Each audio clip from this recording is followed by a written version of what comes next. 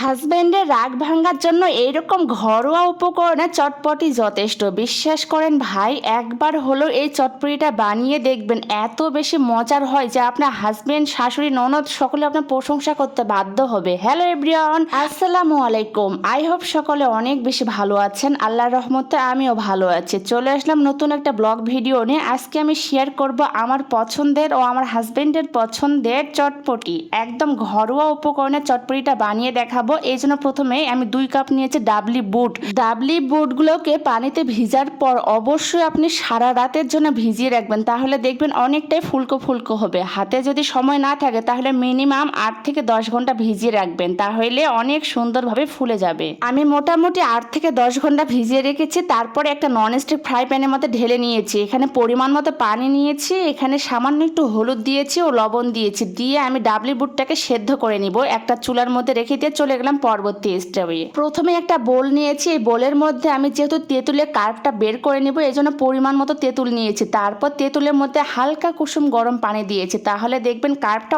অনেক সুন্দর ও ঘন হবে। 5 মিনিটের মতো আমি তেঁতুলটাকে পানির মধ্যে ভিজিয়ে রেখেছিলাম। তারপর হাতের সাহায্যে বিচিটাকে আলাদা করে নিয়েছি। একটা ঘন কার্প পেয়েছি। এখানে আমি আমার টেস্ট অনুযায়ী চিনি দিয়েছি। আপনারা যে যেরকম মিষ্টি খেতে পছন্দ করেন সেই অনুযায়ী চিনিটা অ্যাড করে দিবেন। তারপর এখানে আমি বিট লবণ অ্যাড করে দিয়েছি, চটপটি মশলা দিয়েছি। এই পর্যায়ে আমি 1 টেবিল চামচ দিয়েছি চিলি ফ্লেক্স। তারপর 1 টেবিল চামচ কাঁচামরিচ কুচি দিয়েছি, একদম কুচি কুচি করে দিয়েছি। তারপর এখানে আমি একটা লেবুর ফালির রস দিয়ে দিব। লেবুর রসটা অবশ্যই দিবেন, তাহলে খেতে অনেক বেশি ভালো লাগবে। তারপর সবগুলো উপকরণ খুব ভালোভাবে মিক্সড করে নিলে তৈরি হয়ে গেল আমার বাসায় তৈরি টক। এত বেশি মজা লাগে এটা খেতে যে এমনি এমনি আপনার খেতে ভালো লাগবে। আগে থেকে যে ডাবলি বুটটাকে আমি সেদ্ধ করতে দিয়েছিলাম চুলার উপরে, সেই বুটটা একদমই ভালোভাবে সেদ্ধ হয়েছে। যেহেতু আমি 10 ঘন্টার মতো ভিজিয়ে রেখেছিলাম, এই জন্য খুব দ্রুত সেদ্ধ হয়েছে। অবশ্যই এই কাজটা 10 থেকে 12 ঘন্টা ভিজিয়ে রাখবেন, তাহলে সেদ্ধ হয়ে যাবে। ডাবলি বুটগুলোর উপর আগে থেকে আমার সেদ্ধ করা আলুটা দিয়ে দিলাম। আলুটা আধা ভাঙা করে দিয়েছি, তাহলে খেতে বেশি ভালো লাগবে। এই পর্যায়ে আমি আগে থেকে যে চটপটির মশলাটা ছিল, সেই চটপটি মশলাটা পরিমাণ মতো দিয়েছি। তারপর এখানে আমি পেঁয়াজ কুচি, কাঁচা মরিচ কুচি দিয়েছি। এই পর্যায়ে বিট লবণ দিয়েছি। এখানে লবণ, চিনি যাই দেন না কেন, এটা আপনাদের টেস্ট অনুযায়ী চিনি